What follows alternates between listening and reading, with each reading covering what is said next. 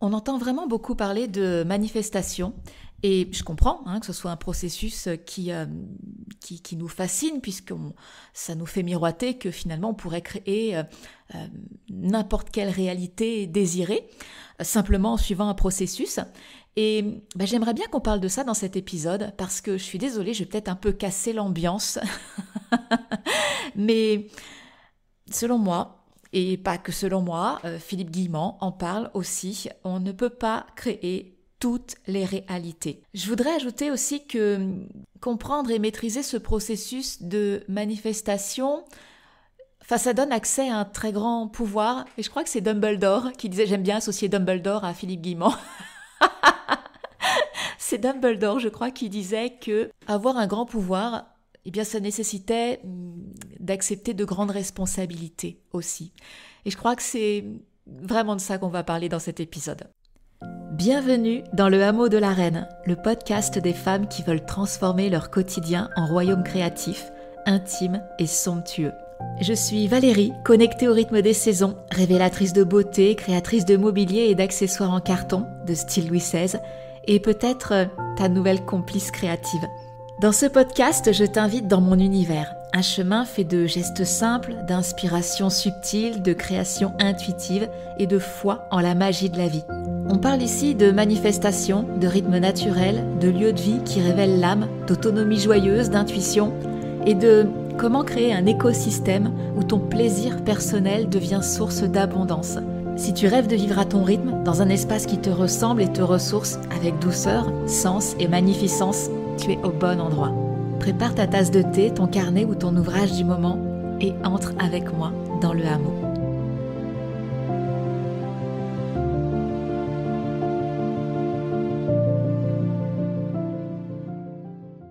Alors installe-toi, on va parler manifestation. J'aime de plus en plus ce sujet, j'aime de plus en plus explorer ce qu'est la manifestation et en même temps plus j'explore, plus ça fait grandir ma capacité à discerner, on va dire ce qu'on trouve dans les courants mainstream, sur les réseaux sociaux, où il y a beaucoup de choses sur la manifestation.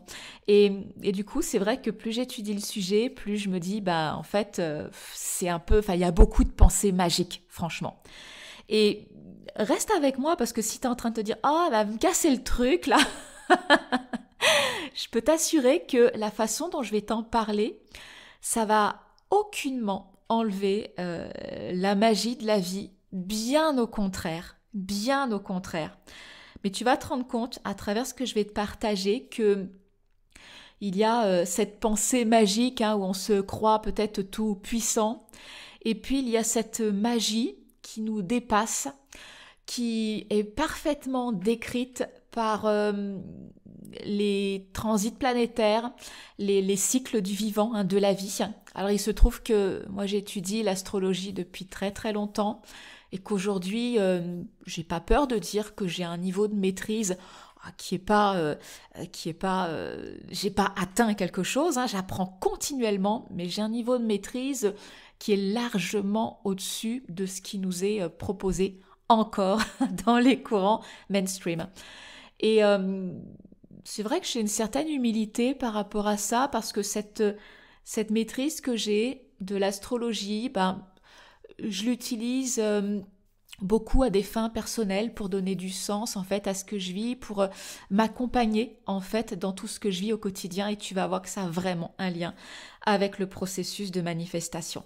Alors pour t'expliquer ce processus, comment ça fonctionne, je vais me baser sur un exemple concret, et celui que je connais le mieux, de façon la plus intime, c'est mon chemin de vie à moi. Donc je vais t'illustrer tout ça, et tu vas, j'espère qu'au terme de cet épisode, tu vas comprendre ce qu'est la manifestation et ce qu'elle n'est pas, et que malheureusement, je trouve beaucoup de personnes te vendent.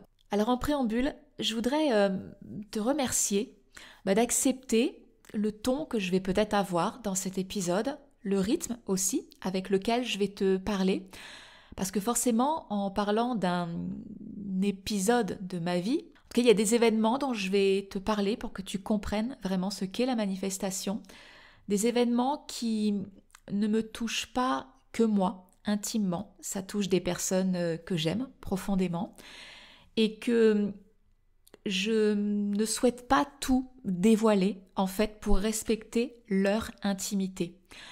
Donc, je vais te donner assez d'éléments pour que tu comprennes, sois-en sûr. Mais tu vois, ce moment où je vais peut-être chercher un petit peu la façon de te dire les choses, c'est pour préserver ces personnes qui n'ont pas choisi, en fait, d'étaler une tranche de leur vie sur les réseaux et notamment dans ce podcast. Donc, on va faire ça tranquillement. Tu prends ta petite tasse de thé, ta boisson chaude, tu t'installes dans ton fauteuil ou tu continues ta vaisselle, tu tricotes tes chaussettes, tu fais ce que tu as l'habitude de faire en m'écoutant et on va y aller. Donc déjà, manifester, tel qu'on nous le présente, c'est dire quelle réalité idéale j'ai envie de vivre. Alors c'est vrai que ça consiste à imaginer, à ressentir une nouvelle réalité, forcément qui est différente et meilleure que celle que l'on vit actuellement, même si ce que l'on vit actuellement n'est pas forcément une situation dramatique, mais ça fait partie de notre évolution, on aspire à évoluer, à vivre de nouvelles expériences. Et donc ça consiste à imaginer quelque chose d'autre qu'on désire, voilà, un désir, on dit « j'aimerais trop vivre cette chose-là ». Et moi, je me focalise, quand je veux manifester quelque chose, je mets vraiment le focus une année sur quelque chose qui m'anime profondément. Et moi, l'année 2025, c'était « je veux trop déménager à Tours ». Je veux rentrer chez moi. Je veux me rapprocher de ma famille. Et je sentais que c'était un désir, pas un désir, tu sais, un caprice. Je sentais qu'au plus profond de mon âme, c'était quelque chose qui était juste et qui se préparait depuis quelque temps déjà. Très justement, ce matin, je disais à mon fils, tu réalises que là, ça y est, on est au moment où ça y est, tout s'enclenche, quoi. On quitte ici pour aller là-bas. Et tu réalises que ce désir de revenir à Tours, de vivre à Tours, il est né il y a 3 ans. C'est important que je te dise ce 3 ans parce que je ne vais pas t'en parler dans cet épisode parce que franchement il serait très long, mais j'ai prévu de t'en parler dans un épisode prochain. Mais ce 3 ans, 36 mois, eh bien c'est vraiment important pour parler du processus de manifestation. C'est un lien avec les cycles lunaires. Et bien souvent, encore dans les courants mainstream, on va te parler du cycle lunaire qui va de la nouvelle lune à la prochaine nouvelle lune. Autrement dit, on va te parler d'un écart de temps qui fait 29,5 jours. Et très honnêtement, c'est très en surface tout ça. Parce que manifester avec le cycle lunaire, ça demande beaucoup plus de temps. Et que quelque part, cette période de 29,5 jours, c'est juste... Comment t'expliquer ça? Je vais trouver une image. Imagine que tu prends un rendez-vous avec un coach, que tu lui parles de ce que tu veux accomplir et que donc du coup, peut-être avec lui, tu vas fixer un objectif. Ok? Une fois que tu as posé cet objectif, tu vas identifier les OKR, donc tes fameux mesurables, pour mesurer ta progression. Et en général, il va te demander, là aujourd'hui, maintenant, avec ce que tu as, qui tu es, quel est le premier petit pas possible que tu peux faire en direction de ton objectif. Eh bien, ce mois lunaire, cette période de temps de 29,5 jours, en réalité, elle n'est que le petit pas possible que tu peux faire en direction de cet objectif, ce grand désir, en fait. J'ai plutôt parlé de désir plutôt que d'objectif, ce grand désir que tu as envie de manifester. Voilà, je ferme la parenthèse et on se reparlera de ça dans un prochain épisode de podcast parce que vraiment c'est super important cette cette notion de cycle lunaire et de manifestation avec le cycle lunaire, parce que je fonctionne avec le cycle lunaire. Mais pas que, puisque il y a aussi toutes les autres planètes, tous les transits planétaires, et que je dirais que tous ces autres transits planétaires vont donner un contexte astral, une météo astrale, qui va faciliter, nous donner des outils, des ressources pour manifester avec le cycle lunaire. Voilà, allez, cette fois je ferme définitivement la parenthèse et je reviens à mon exemple concret de manifestation. Donc, moi début de l'année pour le commun des mortels c'est 1er janvier, moi début de l'année c'est au moment où le soleil rentre dans le Capricorne, c'est-à-dire solstice d'hiver. C'est une période d'introspection, de préparation, plutôt pas d'introspection, mais plutôt de préparation à une renaissance avec le printemps, donc quand le soleil rentre dans la saison bélier.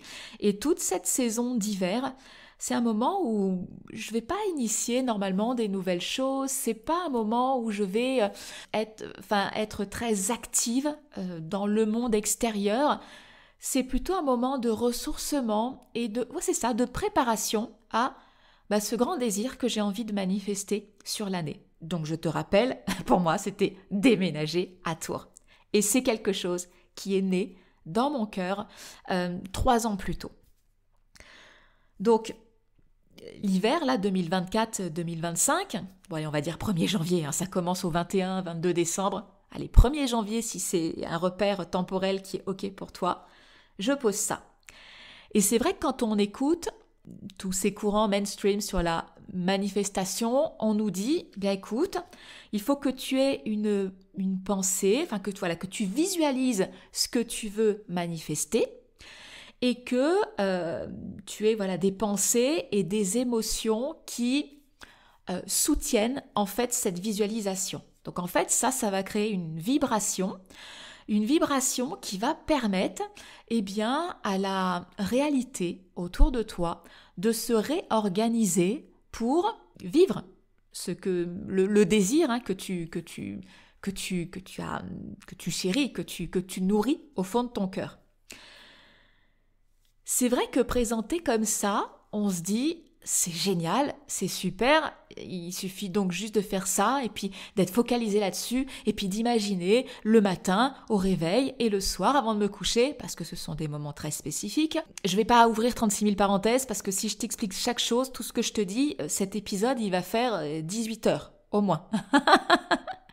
Mais voilà, on se dit si le processus c'est ça, en fait c'est bon, on va tous manifester ce qu'on désire et c'est ok, ça va fonctionner.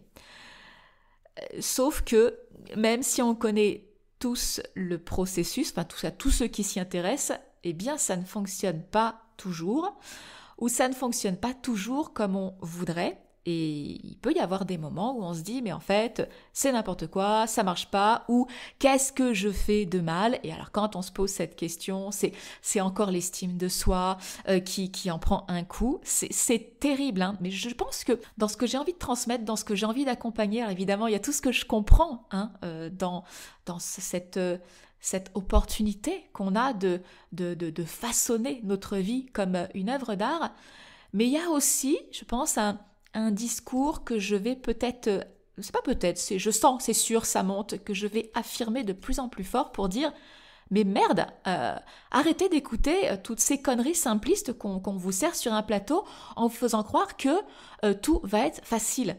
Parce que quand on intègre ça et qu'on n'y arrive pas, c'est vraiment l'estime de soi qui est attaquée. Or, parce qu'on se dit, c'est pas possible, les autres y arrivent et moi j'y arrive pas, et je suis trop nulle, et ceci et cela. Et en réalité, pour manifester quelque chose que l'on désire, on a besoin d'avoir une estime de soi qui est solide et stable. Alors ça veut pas dire qu'on va devenir suffisant et qu'on va avoir, on va dire, un ego surdimensionné. Pas du tout. Pas du tout, au contraire, c'est là on part aux antipodes de ce qu'est la manifestation. Mais la manifestation, en fait, ça parle pas d'ego, ça parle de notre âme. hein, ça parle de faire émerger, manifester en fait notre vraie nature. C'est pas pour rien que mon site s'appelle Vivre ma vraie nature. vivremavraienature.com, tu arrives chez moi. En fait, ça m'amuse parce que je me rends compte que depuis des années, je donne des noms à mes programmes, à mon site, mais comme des évidences. Et en réalité, ces évidences, c'est comme si elles arrivaient trop tôt dans mon cheminement et que c'est avec le temps que je comprends pourquoi j'ai donné le nom à tel truc. Enfin, j'en ai une petite collection comme ça, hein. C'est mon site, donc Vivre ma vraie nature. Il y a un programme, mon premier programme que j'ai lancé pour travailler avec les cycles lunaires qui s'appelait « Je me souviens de qui je suis ». Ça a parlé à personne. C'était un flop total. Et je me suis dit, bon, je me souviens de qui je suis. Moi, ça me parle tellement, pourtant ça vibre dans toutes mes cellules. Ça parle pas aux gens.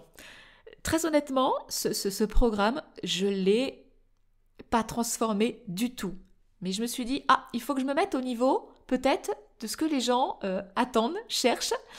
Et en fait, je n'ai fait que changer le nom. Je l'ai appelé Croissance. Et là, ça a été un petit succès quand même. Alors que je n'avais rien changé dedans. Le truc de dingue. Et Croissance, finalement, a vécu. Et puis, finalement, il a eu son temps de vie. Et moi, j'ai évolué. Il y a eu d'autres choses. Bon, bref, c'est assez amusant comme je reçois des noms de choses dont l'heure n'est pas forcément encore venue et que j'ai besoin de recevoir d'autres informations pour comprendre pourquoi j'avais appelé les choses comme ça. Et puis après, il y a des moments où tout d'un coup, j'assemble des pièces de puzzle, donc des pièces du passé dans le moment présent, et je me dis, oui, ça je l'avais fait, c'est utile, tiens, on va le mettre là. Oui, ça y est, la grande image, elle commence à se confectionner, et tout d'un coup, tout prend sens, c'est juste extraordinaire. Bon bref, je reviens à la manifestation, et à mon désir qui est déménager à Tours. Comment ça se passe concrètement ? Pendant l'hiver, où je me prépare quelque part, c'est aux premières actions visibles, on dit pour déménager à Tours, en tout cas me préparer à déménager. Je savais que ça n'allait pas le faire au printemps. Pour moi, dans la logique des choses, ça allait être pendant l'été, puisque j'ai encore un fils qui est scolarisé. Alors on vit en Ardèche, hein.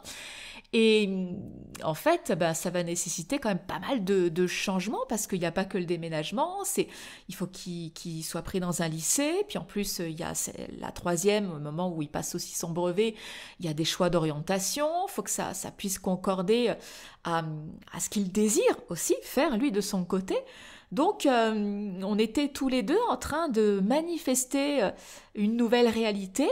Et en même temps, ces deux réalités qui sont personnelles, mais qui contribue à cette réalité commune à tous les deux qui est on va déménager, on va vivre à Tours. Donc l'année n'est pas finie, on n'est qu'à l'été, mais c'est assez fascinant en fait d'avancer chacun dans notre couloir de manifestation et en même temps dans un couloir commun pour une réalité commune. Tu vois ce que je veux dire ? Bon, donc moi pendant l'hiver, qu'est-ce que je fais pour pouvoir me préparer à tout ça ? Je pose mon désir, déménager à Tours, ok, on a compris, et je vais regarder en fait les transits planétaires sur ma carte natale. Et c'est vrai que quand je regarde ça, je me dis, ouais, c'est vrai qu'il y a une certaine logique, partir à l'été, parce que mon fils va terminer le collège, donc nouveau lycée, on va pas rester, il va pas se faire un lycée en Ardèche, autant, quitte à changer, autant c'est le moment pour changer d'académie. Ok, c'était logique. Et en même temps, quand je regarde sur ma carte natale les transits planétaires, je fais waouh, je sens que c'est logique et en même temps, ça va être chaud, quoi, ce déménagement, ça va être chaud. Pourquoi ? Parce que il y avait plusieurs choses. J'ai relevé 5 points majeurs, essentiels, mais c'est vraiment pour que tu comprennes que dans ce processus de manifestation, il y a vraiment un grand plan.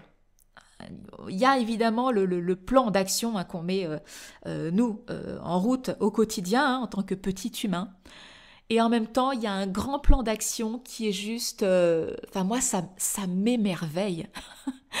Ce grand plan d'action, en fait, il est régi par, on pourrait appeler ça, l'horloge cosmique, que c'est un autre tempo en fait. Nous on connaît le temps linéaire hein, où les jours se succèdent, les semaines se succèdent, les mois se succèdent et puis on se pose, voilà, on pose des objectifs et on dit oh là là mon Dieu le temps est passé, je n'ai pas atteint mon objectif, oh là là pauvre de moi, mon Dieu comment je vais faire? Ça c'est l'humain, c'est l'ego. Et il y a un autre temps, un temps qui est cyclique. Qui est le temps de l'âme en fait, et qui est beaucoup plus grand que ça. Et moi c'est pour ça que j'aime jouer et œuvrer avec les cycles planétaires. Le cycle lunaire, hein, c'est un cycle planétaire, mais c'est pas le seul. Je t'expliquerai ultérieurement pourquoi le cycle lunaire en fait est ma base. Pendant l'hiver, moi je regarde les transits planétaires sur ma carte natale et là je vois que ça va être chaud. Pourquoi? Parce que je vois que on a Mars qui a rétrogradé. C'était long cette rétrogradation de Mars là. Est-ce que c'était début décembre? J'ai le 6 décembre en tête. Décembre, janvier, février, oui, ça doit être quelque chose comme ça. 6 décembre, début de la rétrogradation de Mars. Et on l'a tous senti hein, cet hiver où c'était poussif, on n'avait plus d'énergie, ça n'allait plus forcément comme on voulait. On avait vraiment du mal à mettre des choses en place. Et moi, ce Mars rétrograde, il était sur une maison importante. Alors, si tu découvres l'astrologie, si tu sais, sur une carte natale, il y a les 12 signes du zodiaque, la répartition des planètes, les planètes qui font des aspects entre elles, donc des conversations. Chaque planète représente une part de la psyché humaine. Et en fait, ce positionnement des planètes, on pourrait imaginer autour d'une table ronde, hein, il y a 12 places, voilà, chacune des 12 places est dans un signe du zodiaque, donc chaque place a, on va dire, une énergie, on va dire. Et en fait, il y a un autre découpage qui est propre à chacun d'entre nous, c'est que cette carte du ciel, elle est découpée en 12 maisons astrologiques. Et les maisons astrologiques, en fait, ce sont des domaines de vie. Alors, j'aime bien garder le terme de domaine de vie parce que ça parle en fait aux gens. Mais c'est vrai que encore, quand on suit l'astrologie pop, l'astrologie mainstream, on va, je trouve, définir les maisons astrologiques trop succinctement, alors que, bon sang, ça s'étudie avec beaucoup plus de profondeur. Par exemple, classique, la maison 2, c'est la maison de l'argent. Donc tout le monde est très intéressé par la maison 2, pour savoir, bon sang, est-ce que je vais avoir beaucoup d'argent? Comment je peux gagner beaucoup d'argent?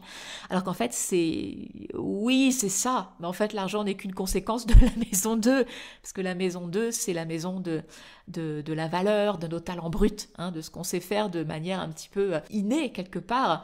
Et en fait, ces talents bruts dont on prend conscience, il va falloir les travailler, les affûter, faire des expériences. En fait, c'est comment dire, Mozart avait certainement un talent brut hein, pour jouer du piano, mais s'il n'avait pas fait ses gammes, il ne serait jamais devenu Mozart.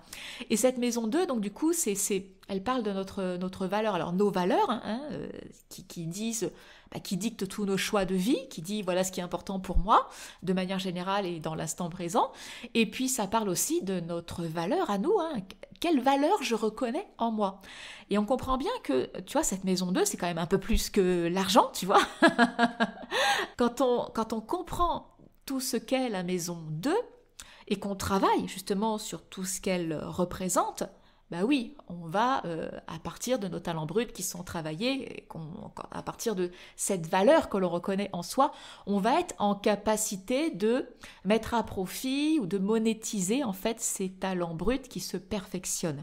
Et c'est là que du coup, cette maison 2 représente nos ressources, l'argent en fait, alors nos ressources, il n'y a pas que l'argent, hein, mais en tout cas l'argent fait partie, l'argent que l'on peut gagner à partir de cette valeur que l'on reconnaît en soi. Voilà, donc quand je regarde les transits planétaires sur ma carte natale ou sur n'importe quelle autre carte natale, ça me donne la tonalité de l'année, on va dire, par rapport à mon désir, à ce que j'ai envie de manifester. Donc, je reviens à ce Mars rétrograde. Moi, il était dans ma maison 1, qui est une maison fondamentale. Mais je te le dis, fondamentale en manifestation. si tu écoutes du contenu sur la manifestation, on va te parler du self-concept, du concept de soi, de l'image de soi. La maison 1, en fait, c'est l'image que j'ai de moi-même, évidemment. C'est ce que je pense de moi, c'est comment je me visualise, mais c'est aussi ma perception du monde. Imagine que si tu penses que le monde est une jungle, forcément, quelle que soit la perception que tu aies de toi, il y a de grandes chances pour que ton chemin de vie, ce soit une vraie guerre, quoi. Si le monde est une jungle, il va falloir se battre continuellement.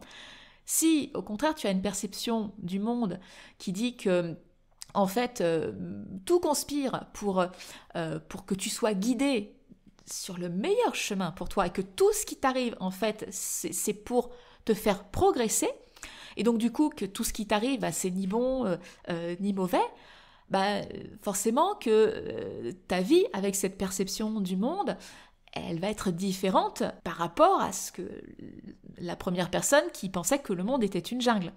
Donc tu vois que cette maison 1, elle est vraiment fondamentale.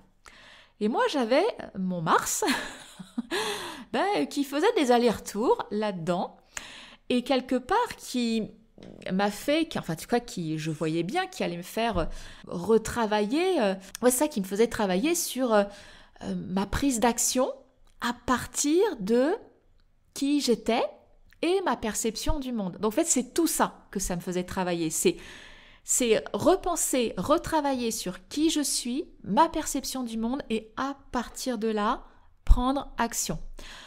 C'est pas rien, hein, c'est pas rien du tout. Toujours est-il que y avait ça. C'était, quelque part, ça me disait, cette année 2025, tu vas vivre un vrai shift identitaire. Alors, un shift identitaire, ça veut dire que début 2025 et fin 2025, franchement, tu vas plus être du tout la même personne. Et on est au milieu de l'année, et je peux t'assurer que je peux déjà dire que je suis pas du tout la même personne. Il y a eu d'autres choses, j'ai regardé toutes les rétrogradations de Mercure. Super intéressant de regarder les rétrogradations de Mercure. D'ailleurs, petite parenthèse, quand tu prends un appel offert avec moi de 30 minutes, justement parce que tu as peut-être envie de manifester quelque chose cette année dans ta vie, et que je te propose de trouver un peu le fil rouge de ton année, moi je m'appuie sur les rétrogradations de Mercure, en tout cas pas que les rétrogradations, mais sur les cycles de Mercure de l'année appliqués à ta carte natale.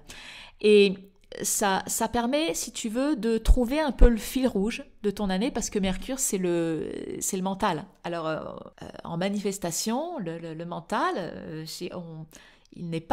en tout cas, on apprend à faire en sorte qu'il ne soit plus le maître, mais le serviteur. Bon, donc ce rendez-vous de 30 minutes, tu peux le prendre, ça t'intéresse, c'est ce que je te partage avec l'astrologie, tu fais « Ah, mais ça me parle ce qu'elle me dit, ah, mais c'est intéressant ce qu'elle partage ».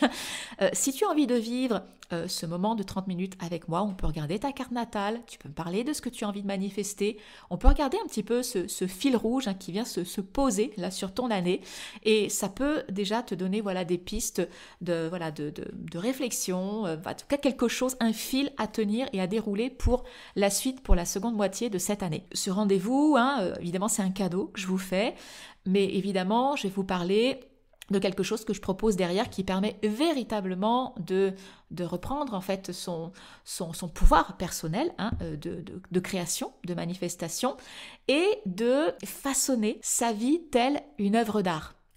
Donc, je boucle un petit peu avec ce que j'ai dit au début de ce podcast. Ça ne veut pas dire que tu vas pouvoir manifester tout ce que tu désires. Il va falloir qu'on fasse un peu le tri entre les désirs mimétiques, les désirs de l'ego, qui ne sont pas de vrais désirs. Les désirs de l'ego, ça ne veut pas dire qu'on les met à la poubelle. Non, on est des êtres incarnés, donc c'est bien et c'est bon, les désirs de l'ego.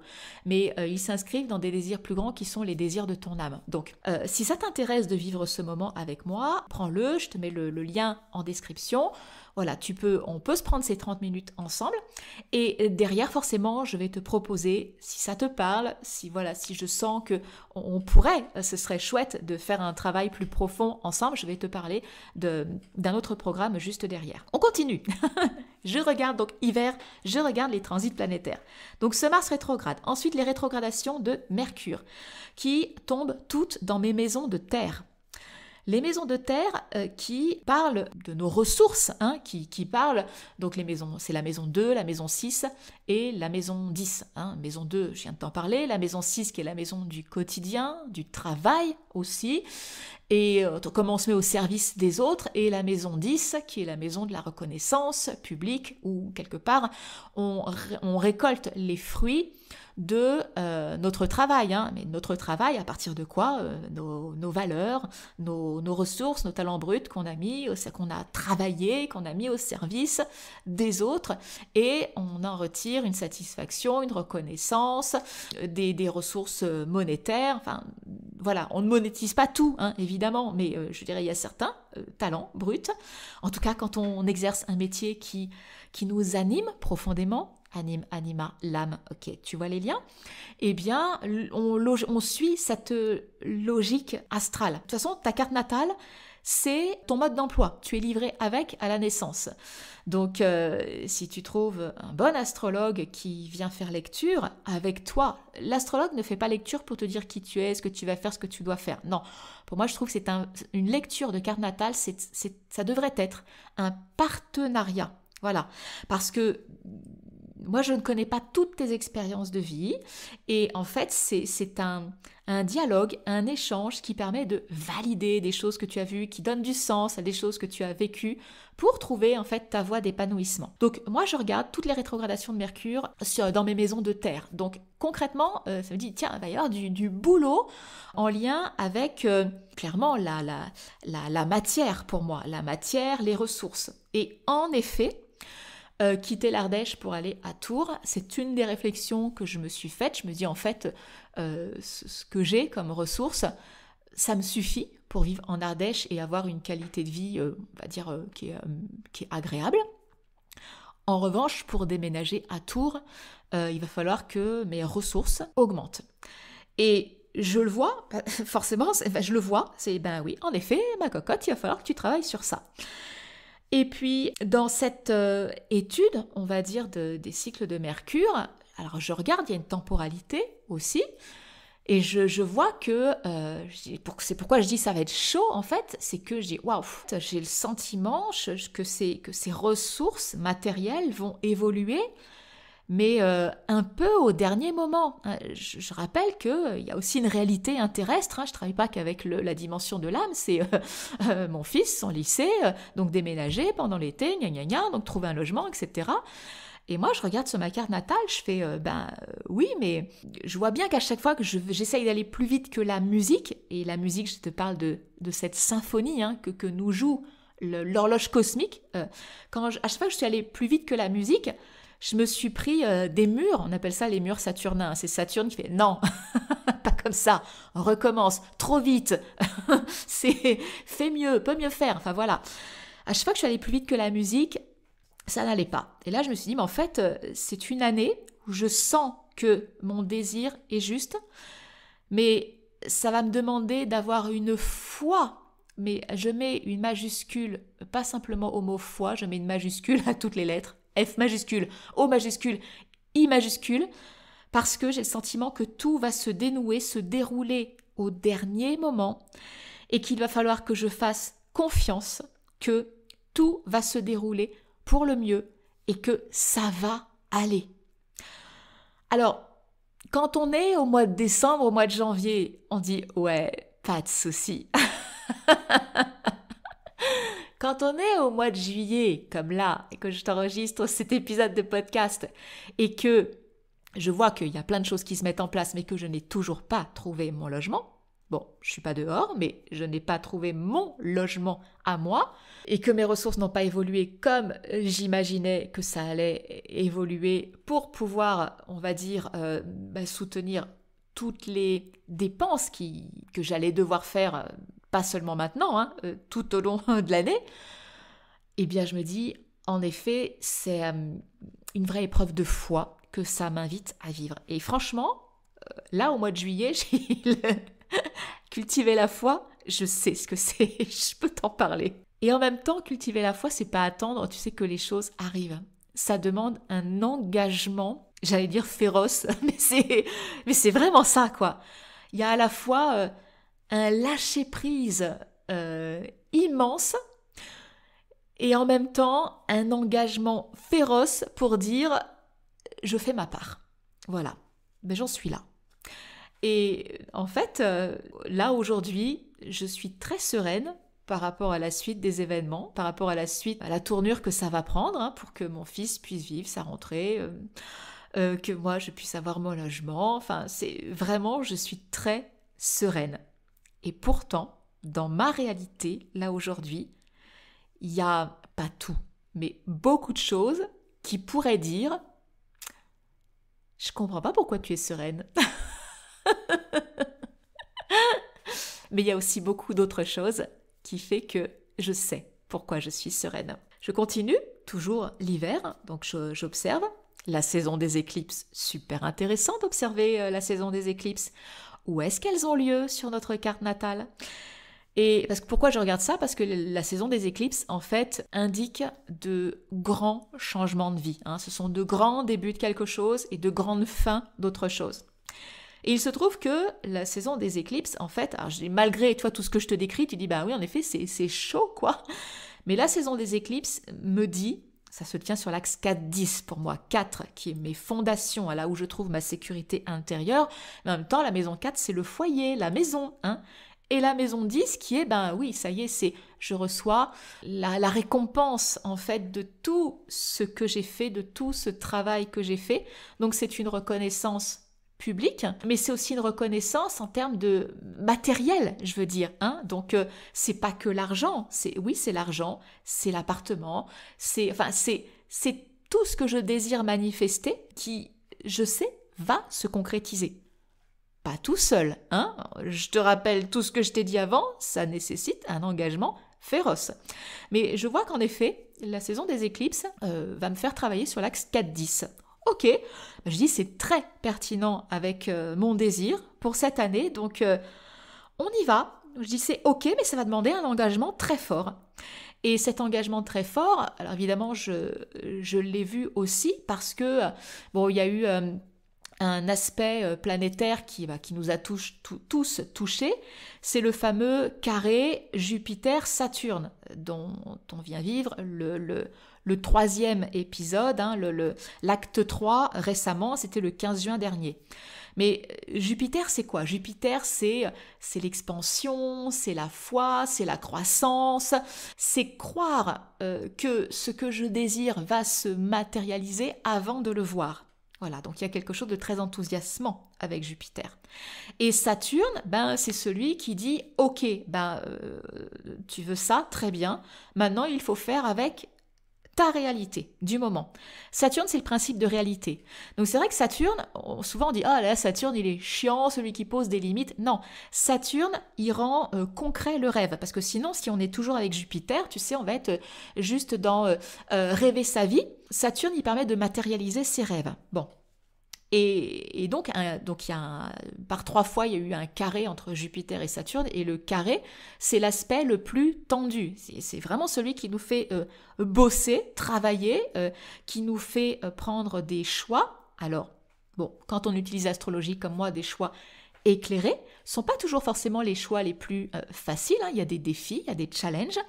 Mais quand on comprend les cycles planétaires, on se dit, oui, c'est pas facile, mais je sais, et même si j'ai peur, et même si, j'y vais parce que je sais que derrière ça, il y a quelque chose qui va s'ouvrir. Jupiter, il ouvre, c'est les opportunités. Donc, par 3 fois un carré, comme par hasard, le premier s'est tenu le 19 août. Le 19 août, écoute, je ne sais plus si cette date-là, c'était pas le 19, c'était le 18 ou le 19, mais le 19 août, je rencontrais, 2024, je rencontrais ma conseillère, dont j'ai déjà parlé plusieurs fois dans des épisodes précédents de ce podcast, ma conseillère qui allait m'accompagner pour vraiment restructurer mon entreprise, parce que vraiment j'y arrivais plus, j'étais perdue entre l'artisane, créatrice de mobilier accessoire en carton style Louis XVI, et ma pratique de l'astrologie. Et je sentais que j'arrivais pas à réunir les deux aspects en fait c'est pas de ma personnalité, ce sont vraiment de compétences, de talents que j'ai affinés, affûtés, que je continue d'affûter. Et finalement, choisir entre l'un et l'autre, ben, c'était renier une part de moi. Et alors autant mon ego, il pouvait dire oui, alors ok, plan d'action, gna gna gna, nouveau business plan, ça c'est l'ego. Et lui, ça lui convient très bien, ça, hein, parce il maîtrise, il est dans le contrôle. Sauf que mon âme, elle ne cessait de crier, non, non, non, pourquoi tu veux m'amputer d'une part de moi? Et bon, donc toujours est-il que 19 août, premier carré Jupiter-Saturne, donc voilà, je rencontre ma conseillère, super contact, génial, et elle apprend à me connaître puisque moi j'arrive tout de suite avec une analyse de la situation, mon petit PDF, d'ailleurs ça la fait sourire, à chaque fois elle me dit « Ah, vous avez toujours des jolis petits PDF pour présenter votre cheminement dans le travail qu'on fait ensemble ?» Oui, c'est vrai. Et donc j'arrive, le contact est fait, elle commence à voir avec quel genre de nana elle va travailler. Et moi, je suis super contente, super contact et tout. Je me dis, ah, on va faire quelque chose de génial. Mais c'est vrai que c'était un moment challengeant de ma vie parce que je dis, là, j'ai besoin d'une aide extérieure. Là où je dis, je vais me débrouiller toute seule, etc. Non, là, j'ai besoin d'une aide extérieure. Le deuxième carré Jupiter-Saturne s'est tenu le 24 décembre 2024. Bon, veille de Noël, donc c'est un moment où c'est une date qui parle à beaucoup de gens, donc on arrive, c'est pas comme si je t'avais dit que faisais-tu le 22 février 2024. Je crois qu'il n'y a pas grand monde qui se souvient de ce qu'on faisait le 22 février 2024. En revanche, si je te dis 24 décembre 2024, bon, Noël, réveillon de Noël, on a des souvenirs qui peuvent remonter et c'est super intéressant. Et du coup, qu'est-ce qui se passait pour moi? Donc c'est deuxième carré, hein, Jupiter-Saturne. Ah, moi j'étais en pleine croissance, puisque j'avais rejoint un programme qui me permettait de comprendre mécaniquement, hein, sur mon site internet, comment mettre un site de membres en place. Et c'est comme ça que je lance le cercle des causeries créatives. Il devait sortir, il devait ouvrir le 13 décembre, puisque voilà, quand j'ai rejoint le programme, on nous avait dit 90 jours pour, et le 13 décembre, vous pourrez lancer le truc. Sauf que ça s'est pas du tout passé comme ça. Bon, j'ai le syndrome de la bonne élève, moi, et quand on me demande de faire des choses, je ne bâcle pas en fait les étapes. S'il y a quelque chose qui est flou, je sais que la suite va être construite sur quelque chose de bancal, donc moi je travaille vraiment les choses à fond. Et alors tout le début, j'arrivais à tenir le rythme, et puis il y a eu un moment donné où la formation continuait d'être donnée, et je me dis mais en fait c'est pas humain quoi, c'est humainement parlant, si je veux faire du bon travail, je n'arrive plus à suivre le truc. Et en fait, donc 24 décembre, carré Jupiter-Saturne, ah, tu as de la croissance, c'était un Saturne qui fait, non, on va pas faire les choses comme ça. Mais moi, je me suis entêtée et j'y suis allée, J'ai frôlé le burn-out, hein, très honnêtement. C'est le cercle des causeries créatives est sorti non pas le 13 décembre, mais le 20 janvier de mémoire. Et en prenant une petite semaine de congé entre Noël et Nouvel An parce que franchement j'étais sur les rotules. Donc je me souviens très bien dans quel état j'étais le 24 décembre. Bon, on sent bien le carré, hein, l'aspect de tension, tu vois. Et 15 juin donc 2025, donc troisième acte, hein, les choses se dénouent. Troisième carré Jupiter-Saturne. Donc ça, si tu veux, là je t'en parle rétrospectivement parce que les choses se sont vécues, hein, mais moi, quand je suis en plein hiver et que je prépare mon année, je vois juste qu'il va y avoir des moments de tension. Mais je ne sais pas encore comment cette tension va se vivre ou n'importe quoi.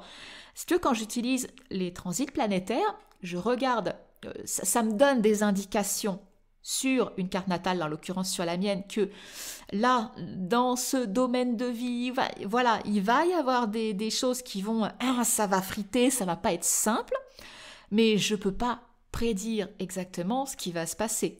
En revanche, quand le temps se déroule et que je vis des événements, je donne du sens à ces événements. Tu vois ce que je veux dire? Toujours est-il que troisième acte, dénouement, 15 juin 2025. Alors, ça correspond au moment où je commence à annoncer que le cercle des causeries créatives va évoluer.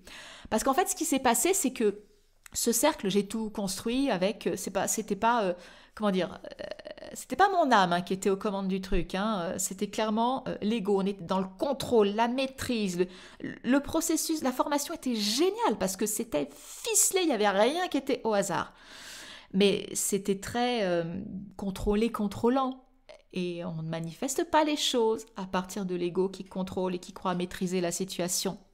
Bon, toujours est-il qu'il fallait que je fasse cette expérience pour faire la distinction entre je maîtrise et je contrôle.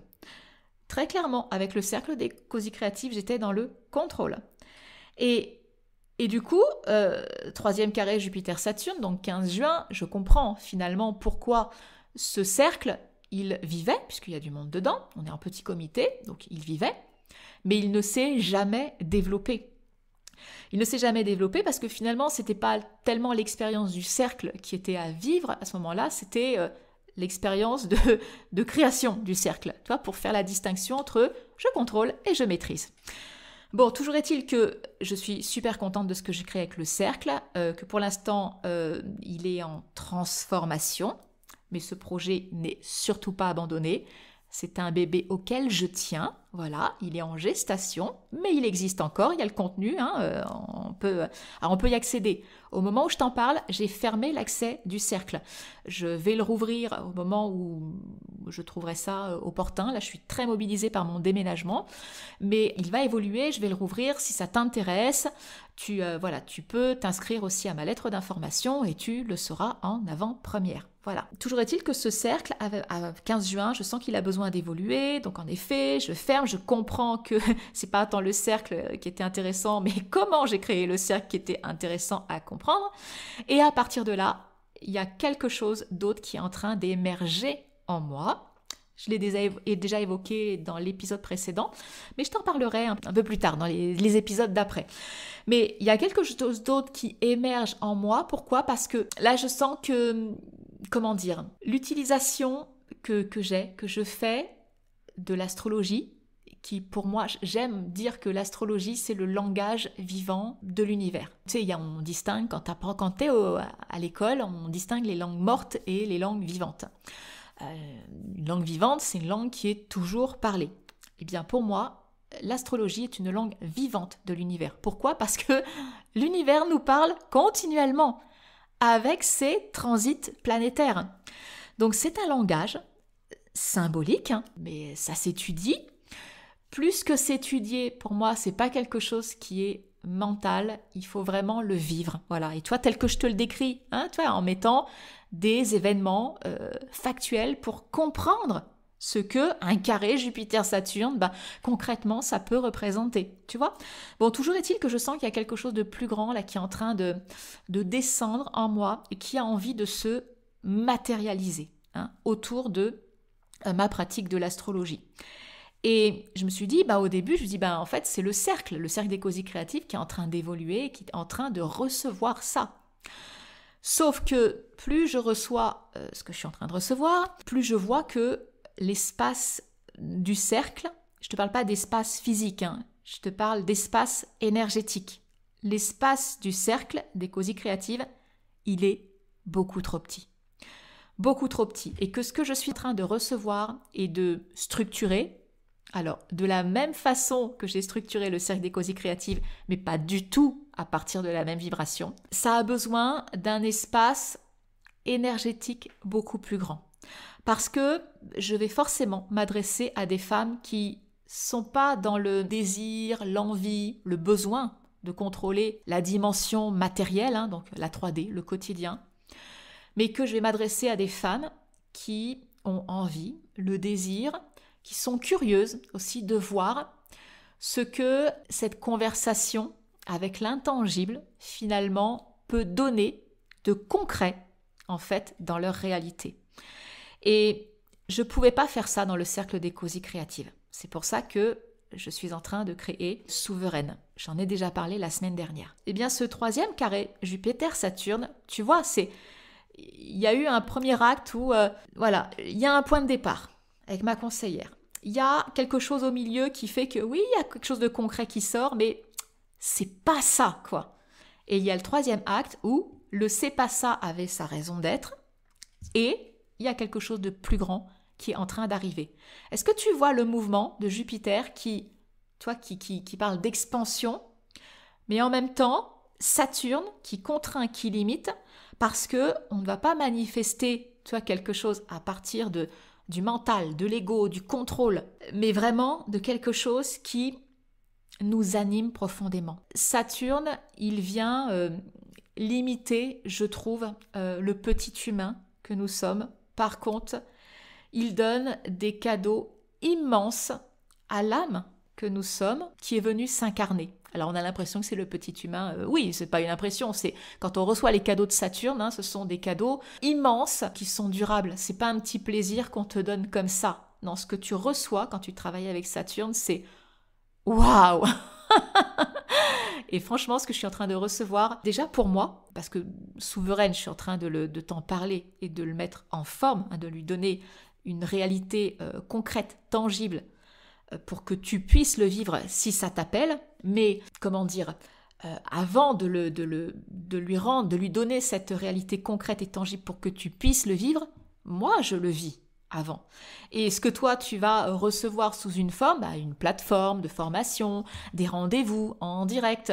Pour moi, tout ça, c'est pas juste dans ma tête, dans mes rêves. C'est non, t'imagines même pas tout ce que j'écris, tout ce que je comprends, les schémas que je fais. J'ai mon petit carnet aujourd'hui qui est mon carnet de souveraine où il y a un vrai processus en fait qui se met en place, qui donne du sens à tout ce que je vis depuis le début de l'année pour manifester ce que je désire, pour façonner tout ne va pas s'arrêter au fait d'avoir déménagé à Tours, et d'avoir généré les ressources financières et matérielles qui font que je ne vais pas baisser en qualité de vie, parce que Tours, c'est pas l'Ardèche. Mais ce que je suis en train de densifier, c'est ce que je reçois, ce que je mets dans la matière, ce que je concrétise, je le vis d'abord moi, pour pouvoir te permettre de le vivre aussi. Ça, c'est tout ce que je vois, pendant l'hiver, je prépare mon année, et puis l'année se déroule, et je mets du sens à ces aspects planétaires que je comprends bien que c'est challengeant. Ça va être challengeant.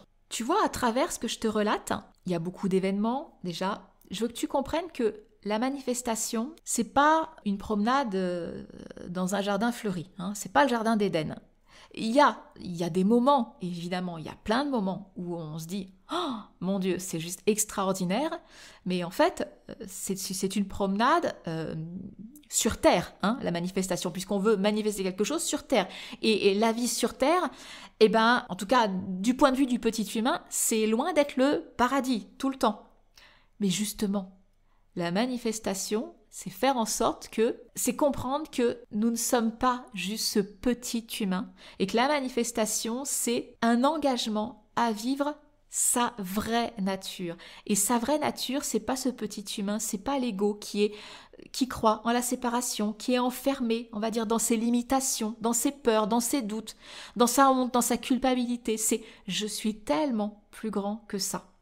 Et le « je suis tellement plus grand que ça, il n'est pas venu manifester tout et n'importe quoi. C'est pour ça que je suis pas d'accord avec ceux qui vendent le processus de manifestation pour dire que on peut manifester tous nos désirs. Et je l'ai cru à un moment donné, on ne peut pas manifester tous nos désirs. Parce que notre âme, qui est notre vraie nature, finalement, elle a des désirs qui lui sont propres. Qu'est-ce qui fait que telle chose m'anime profondément alors que toi, tu vas dire je comprends pas pourquoi ça t'anime autant, moi ça me fait rien du tout.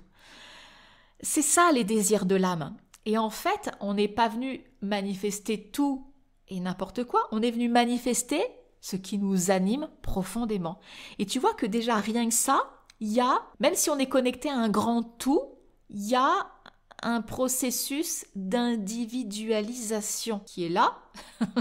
C'est l'objet de notre vie, de trouver finalement qui je suis et comment je peux vivre ma meilleure vie à travers qui je suis profondément. Je réalise mon temps d'enregistrement là et je me dis aïe aïe aïe, je ne t'ai pas donné tout ce que je voulais te partager pour que tu comprennes qu'il y a à la fois quelque chose qui demande une grande responsabilité, c'est-à-dire un engagement profond à vivre sa vraie nature et que c'est pas une promenade dans un jardin fleuri tout le temps, mais qu'en même temps, il y a une magie de la vie qui est juste incroyable, qui est à l'œuvre, et tu vas voir que cette horloge cosmique, je t'ai donné quelques éléments t'expliquant comment je fonctionne pour préparer mon année, mais que cette horloge cosmique, elle est continuellement à l'œuvre. Et moi, je la vois parce que j'ai créé mon Astro-Bugeot. Alors, c'est un outil qui a une structure très particulière. Je l'ai enseigné dans le cercle des cosy créatives, donc les filles ont l'habitude, elles créent leur Astro-Bugeot aujourd'hui et elles ont l'habitude de fonctionner avec. Et moi, mon Astro-Bugeot me permet justement de voir l'horloge cosmique qui tourne, mais tu sais, tous les moments où il y a des petits dring, dring, tu sais, où le réveil, il sonne, quoi.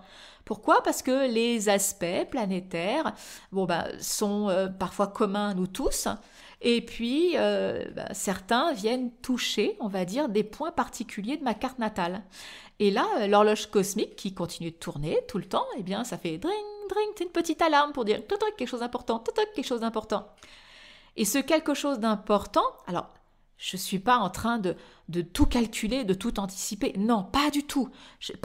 En fait, je vis ma vie.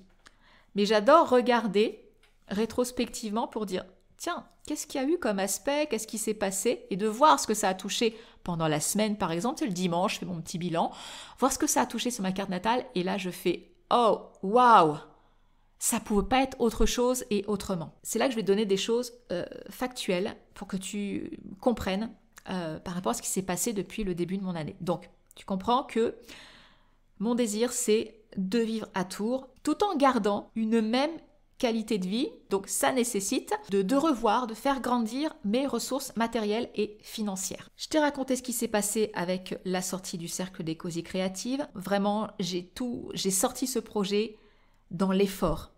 Et je l'ai sorti dans l'effort, quelque part, ça venait dire, il y a quelque chose qui n'est pas juste pour toi. En même temps, j'ai fait ça j'étais dans la petite humaine que j'étais, c'est-à-dire celle qui était dans la peur de ne pas y arriver, de ne pas avoir les ressources financières pour assumer ce déménagement, pour pouvoir vivre à Tours. Il y avait plein de doutes, donc du coup, j'étais dans le contrôle. Enfin, je suis partie de là, tu vois. Il y a eu un deuxième événement, le 13 avril. Je m'en souviens, parce que je me souviens quand j'ai reçu l'information, c'était 13 avril. 13 janvier. C'était jour de pleine lune en Cancer. Pleine lune en Cancer, mon autre fils, qui est à Tours, et qui me dit « Il y a journée porte ouverte le 1er février dans le lycée » que mon autre fils, mon plus jeune fils, voulait faire à Tours. Ok, on est le 13 janvier, 1er février, donc là, ça y est, ça commence. Tu vois, il va falloir commencer à mettre de l'argent sur la table parce que quitter l'Ardèche pour aller en région centre et puis voilà, être sur place, là-bas, vivre tous ces trucs-là, c'est quelques petits billets pluriels qu'il faut mettre sur la table.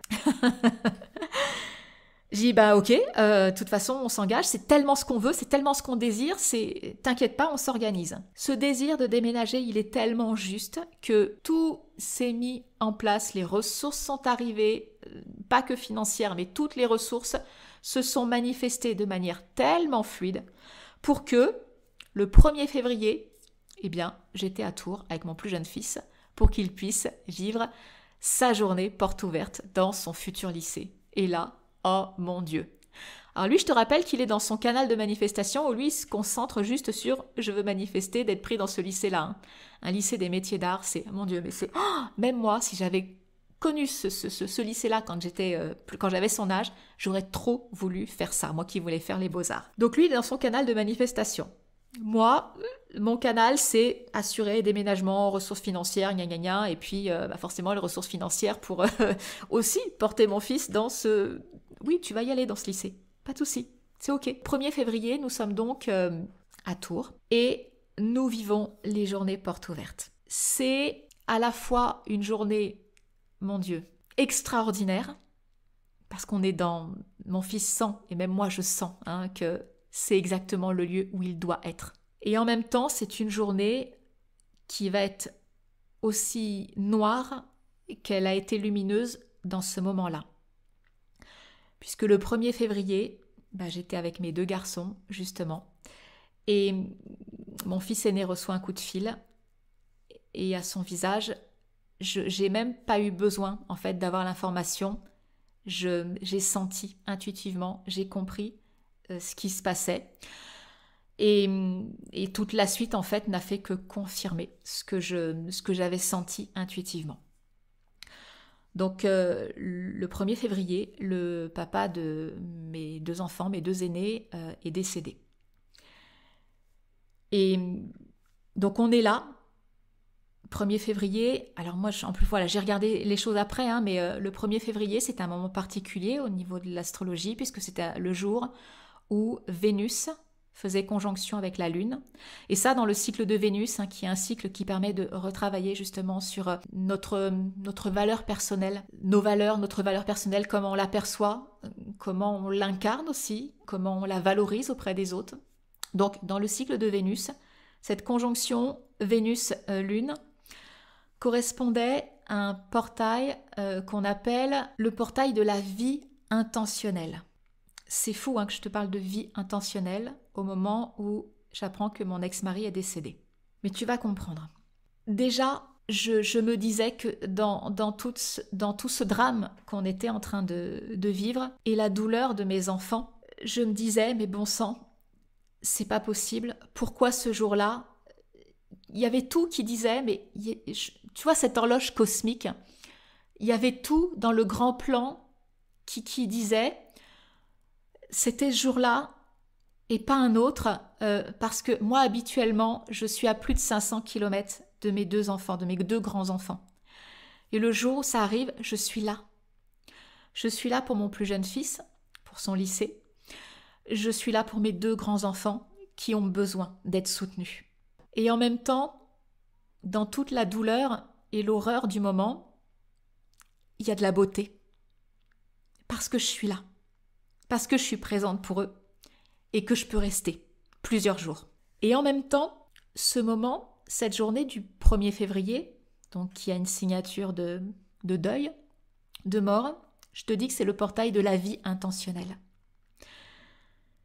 C'est venu toucher un point particulier de ma carte natale où pendant un mois très compliqué, au niveau personnel, au niveau de la famille, un mois très compliqué où la question de ma place a été dominante parce que mon ex-mari était remarié et que on m'a fermé toutes les possibilités de le voir, d'assister à ses obsèques et d'être présente pour mes enfants.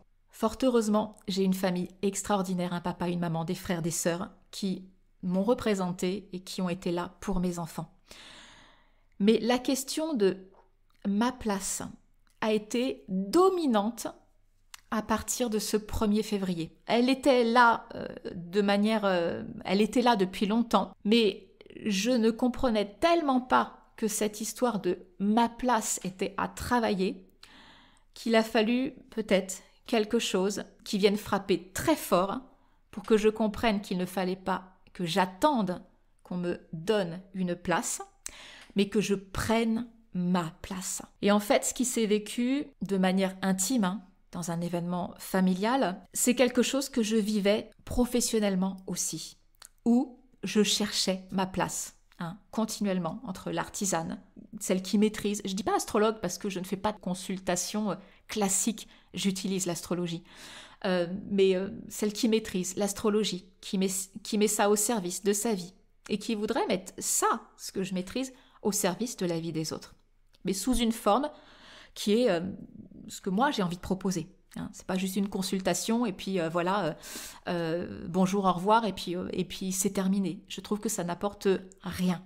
Voilà, ça fait du bien, c'est un petit pansement, mais ça n'apporte rien dans la vie des gens. Donc cette question de place à prendre était vraiment dominante et je voyais bien que sur tout ce que je travaillais, dans tous les domaines de ma vie, j'ai purée, mais c'est encore cette histoire de prendre ma place qui revient sur le devant de la scène. Donc tu comprends bien que ce portail de la vie intentionnelle, en fait, il me concernait. C'est qu'à travers cet événement, il y avait quelque chose qui me disait, mais regarde à quel point tu t'es laissé, tu as accepté de t'effacer et à quel point, à travers cet événement et tout ce que ça m'a fait travailler profondément, personnellement, c'est venu crier « Je suis vivante ». Et depuis le 1er février, il y a tout un processus qui œuvre en moi, qui a fait que Souveraine arrive aujourd'hui, qui donne du sens à cette rétrogradation de Mars dans ma maison 1, mon identité, qui je suis, et du coup quelle place je prends, et pas quelle place j'attends qu'on me donne. Tout ça, si ça donne du sens. Bon, on va s'arrêter là, parce que des événements cosmiques qui se perfectionnent à une date précise, où il y a eu des événements dans ma vie clés, importants, qui permettent justement à ce que mon désir de déménager à Tours, pas dans n'importe quelle condition, moi je veux maintenir ma qualité de vie, ou l'améliorer, mais je ne veux pas diminuer, eh bien tous ces événements, en fait, contribuent à cela.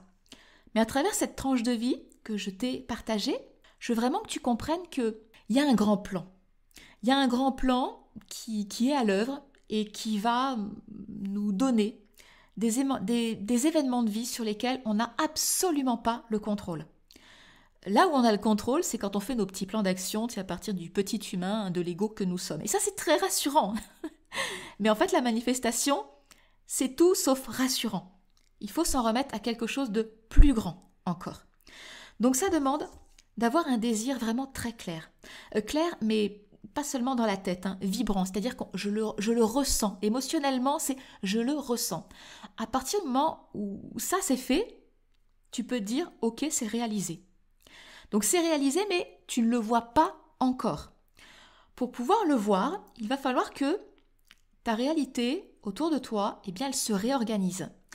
Et en fait, elle ne se réorganise pas en la contrôlant, en cherchant à agir sur le monde extérieur, mais elle se réorganise en travaillant sur notre monde intérieur. Et c'est pour ça qu'il faut vraiment lâcher prise sur les événements de notre vie qui arrivent dans la manifestation, parce que ce sont ces événements auxquels on va donner du sens grâce à la lecture astrologique que je peux faire. On va leur donner du sens et on va dire, mais en fait, c'est exactement tout ce par quoi je devais passer. L'ordre des choses est juste parfait pour que je devienne la personne qui vit à Tours dans des conditions, avec un style de vie, des conditions de vie qui sont identiques à celles d'aujourd'hui ou encore mieux. Parce que tout ce que j'ai vécu m'a permis de devenir cette personne-là. En fait, quand on ne manifeste pas ses désirs, c'est parce qu'il y a notre nous du présent, avec des caractéristiques, une perception de soi, du monde, voilà, des habitudes, des comportements, et notre soi du futur, qui a le désir manifesté, il y a un gap entre les deux. C'est pas les mêmes personnes. Et que pour que le désir se manifeste, eh bien, il faut gommer cet écart d'identité. Et c'est ce que tous les événements qui nous arrivent nous permettent de faire. Alors, on a toujours notre libre arbitre. Et très honnêtement, moi, sans l'astrologie, je tournais en boucle dans des scénarios de vie où, il y a toujours des trucs durs. Et puis je m'en sortais, et puis ça recommençait. Parce que la vie est une superbe enseignante. Tant que tu ne comprends pas ce sur quoi tu dois travailler, elle va te resservir le plat sous une autre forme. C'est comme quand t'es petit, t'aimes pas les carottes. Alors, un coup, on va te faire des carottes en bâton, après des carottes râpées, après de la purée de carottes. On te le sert sous différentes formes jusqu'à ce que tu aimes les carottes. Et quand tu aimes les carottes, c'est bon, on passe à autre chose. On va te mettre des choux de Bruxelles. Oh non, pas les choux de Bruxelles. Bon, la vie, elle fait pareil. La vie, elle fait pareil. Donc, si naviguer, danser avec la vie, ça t'appelle. Vraiment, je t'invite à prendre ce rendez-vous avec moi. Je t'ai mis le lien en description. 30 minutes où vraiment ça va être un super moment. Tu vas me parler de ce que tu désires manifester, voilà, de la difficulté ou peut-être des peurs, des doutes que tu as autour de ça. Et je vais regarder avec toi sur ta carte natale, voilà, s'il y a un fil rouge sur l'année qui se tisse, qui se trame. Et j'espère honnêtement que dans ces 30 minutes, je sais, parce que c'est systématique, mais dans ces 30 minutes, tu vas trouver quelque chose auquel te raccrocher, voilà, un fil à tirer. Et si ça t'appelle après ça, ce que je vais te parler de souveraine, après ce rendez-vous, si ça t'appelle, si tu as envie de danser avec la vie, de dire « je sais ce que je veux manifester », maintenant, je veux apprendre justement à donner du sens aux événements, je veux apprendre à lâcher prise, je veux apprendre à me saisir de tout ce qui m'arrive dans ma vie en disant c'est ni bien, c'est ni mauvais, ça arrive pour une raison, pour que je devienne celle qui vit son désir manifesté. Si ça t'appelle, si tu as envie de ça, mais prends ce rendez-vous. Parce que souveraine, tu comprends bien que ce travail, ce que j'ai fait sur ma carte natale, c'est un travail chirurgical qui demande du temps. Et je ne vais pas pouvoir accompagner 30 personnes. C'est pas possible. J'ai 24 heures dans une journée, j'ai besoin de me reposer, j'ai besoin de vivre aussi d'autres choses dans ma vie.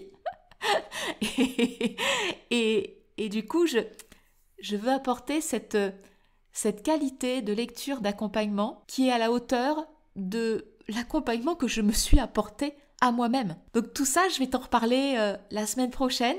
Dans le prochain épisode, je vais te parler de souveraine, parce qu'il y a une vraie structure, il y a un vrai process, il y a une intention aussi derrière souveraine. C'est un grand saut dans le vide, parce que moi je ne sais pas ce que vous allez vivre. Et malgré tout, j'ai une confiance absolue qu'avec ce que vous allez vivre, le processus va me permettre de vous aider à comprendre, à éclairer, à donner du sens pour manifester ce que vous désirez. Ça, on s'en reparle la semaine prochaine. En attendant, écoute, je te laisse me dire peut-être en commentaire ce que tu retiens de cet épisode, parce que c'est vrai que j'ai beaucoup parlé de moi, mais en même temps, à travers mon expérience, ce que je t'ai relaté, il y a peut-être des choses qui ont fait résonance avec ce que tu vis, toi, et puis peut-être des choses que tu as compris, où tu t'es dit, bon sang, c'est ça que j'avais pas vu, c'est ça que j'avais pas compris pour pouvoir manifester ce que je désirais. En attendant que tu mettes ton petit commentaire, parce que j'adore vous lire, on va pas se mentir, eh bien écoute, je t'embrasse et je te dis à la semaine prochaine. Merci d'avoir partagé ce moment avec moi dans le hameau de la Reine. Si ce podcast a éveillé quelque chose en toi, pense à t'abonner, à laisser un avis ou à le partager avec une amie qui rêve, elle aussi, d'un quotidien plus beau, plus doux, plus créatif. Et si tu ressens l'appel d'aller plus loin, de t'inspirer, de créer à ton rythme et de tisser des liens avec d'autres femmes qui transforment leur vie une création à la fois, je t'invite à rejoindre le Cercle des Cosy Créatives, mon espace d'abonnement en ligne pour cultiver ensemble une vie somptueuse en harmonie avec les saisons. Tous les liens sont dans la description de l'épisode. Et d'ici notre prochain rendez-vous, souviens-toi, ton plaisir est sacré, il est la source de ton pouvoir créateur.